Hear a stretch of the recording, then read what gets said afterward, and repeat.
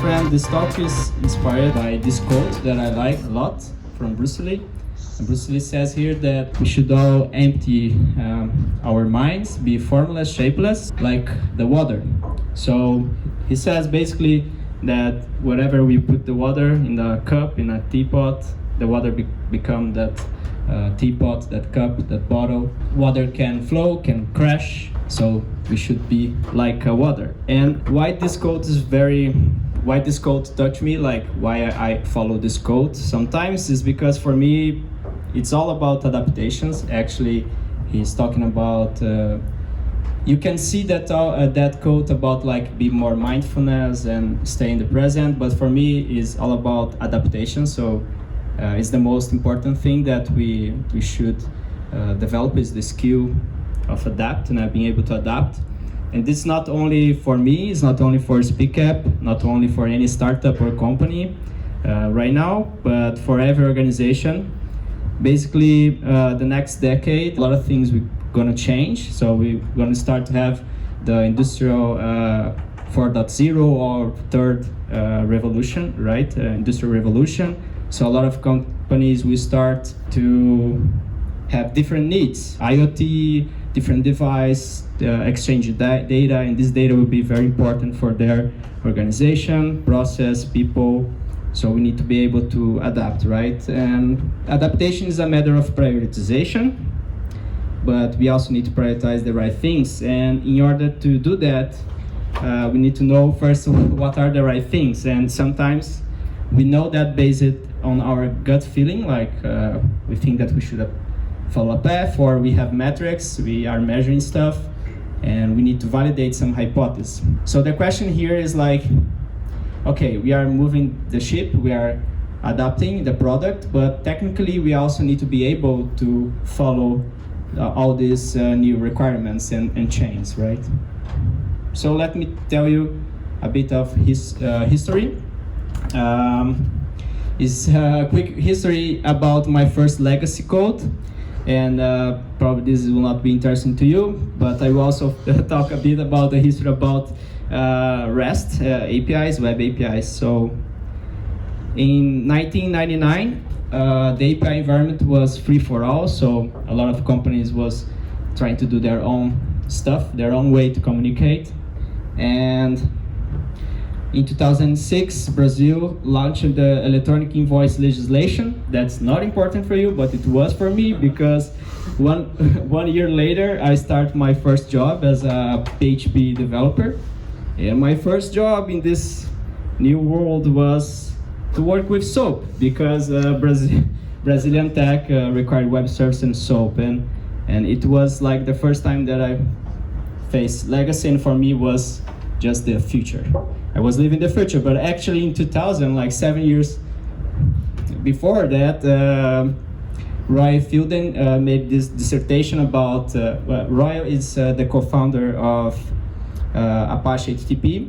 So he made this dissertation about a new standard for internet-facing APIs. So rather than having proprietary communications protocols spilling complicated binary data back and forth, we should use HTTP standard forms of communication, right? And after that, Salesforce was the first company to set up API. And after Salesforce, eBay launched their first REST API, and the world started to pay attention of REST, right? And that was the beginning.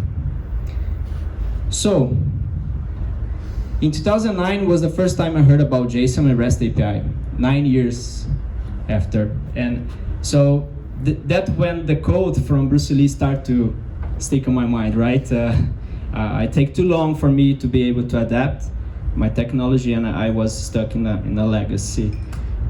So that is sad, of course. And Roy, in his dissertation, basically was saying that we should try to have no sessions, right?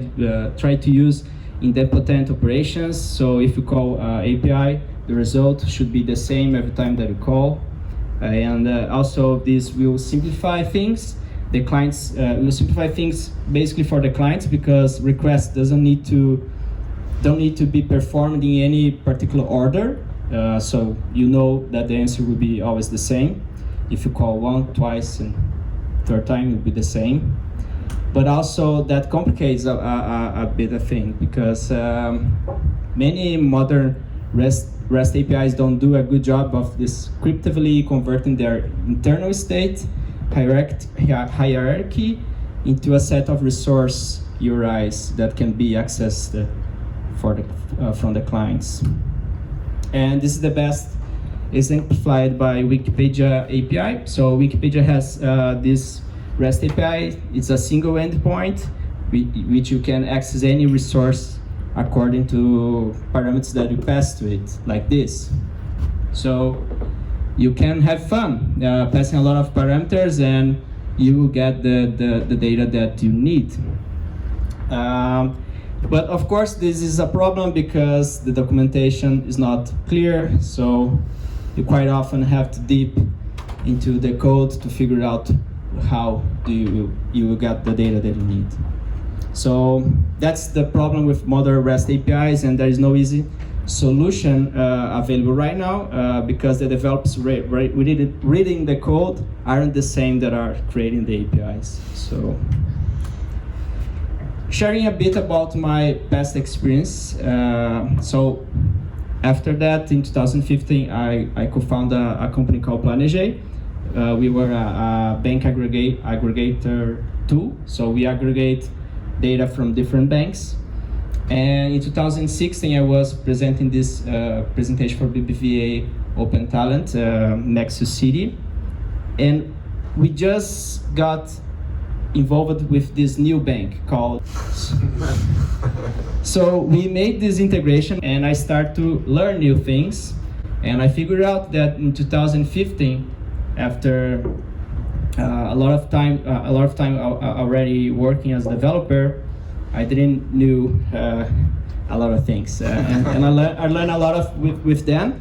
So, as I said, what we have is a scenario that is good, but is also bad, right? So, the API provides access to a set of data, is agnostic API, has no knowledge of what clients' use cases are, and is independent, right? The bad part is basically because sometimes backend modeling is just not the best model for the clients, and that's leave a responsibility for the clients to mapping these objects and also add additional logic of how to fetch data from 3 different APIs, and then how you combine these to a new model that will represent something in your app. So mapping objects and applying logic cost a lot, cost money, time, energy, and transform the water into ice, right? You start to become like frozen. Okay, so our mobile clients cannot be coupled to backend, right? Because a lot of things. The first important things is of course, to avoid duplicated logic implementing the clients, and backend evolutions start to be blocked and complicated by mobile coupling. So if backend change something, but the clients will take time to update their app, so we need to do a workaround, or we need to return a fallback. A lot of things start to complicate it, and this also makes bug fix improvements to take more time. So this is how SoundCloud is doing BFF. So you don't need to have only one BFF, you can have multiple ones. Actually, they migrate from having one access to a REST API to have a BFF only for mobile, then only for mobile and web, then for creators, and then they start to create the BFFs. So the client team is responsible to maintain and to generate the contracts between BFF and the app and the web. It's like feature specific facade.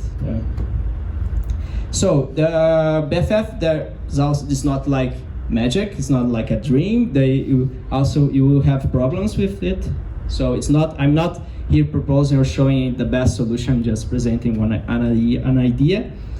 So BFF may lack visibility into how breaking changes affect different apps. So sometimes BFF can break and you don't know which client is breaking with it. And yeah, it's hard. The things are hard, and this is a quote from the book, Hard Things About the Right Hard Things. Somebody told me that put quotes in a presentation is a good idea. So the second one is this one. Hard things are hard because there are no easy answer recipes. They are hard because your emotions are at the odds with your logic.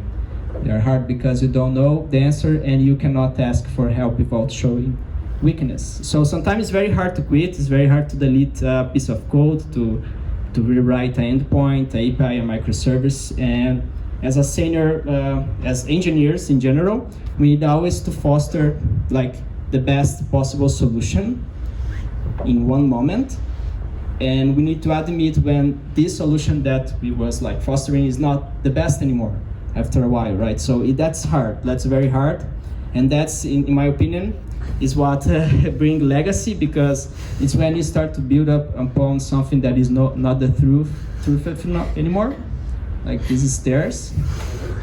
Probably once it was useful. And last quote, okay? Last quote is winners quit all the time. They just quit the right stuff at the right moment. This one is from Seth Godin in The Deep. It's a very good book. And yeah, answers or questions actually don't ask me, because I don't have the answers. I'm just here trying to inspire us to have this conversation together. So if you have the answer, please talk now with me. Let's talk.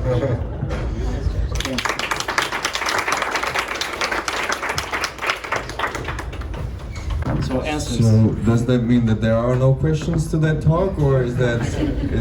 That means that probably I will not be able to answer the questions. But if you have experience with that, or if you, because I heard a lot of things about BFF versus GraphQL. You can also solve the same problem with GraphQL. You don't need to have multiple BFFs. So there is a lot of discussions that we can start with it.